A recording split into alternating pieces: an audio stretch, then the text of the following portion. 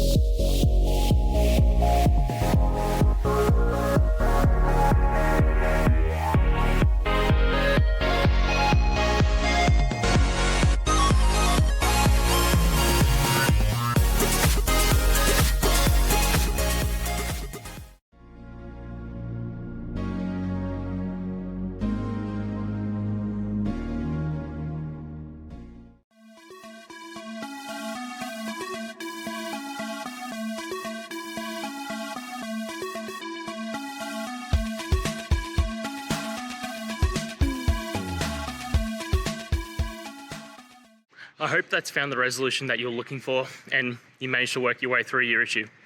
Please, if it did help, hit subscribe. I'd really appreciate it. And until the next technical time you need help, have a good one.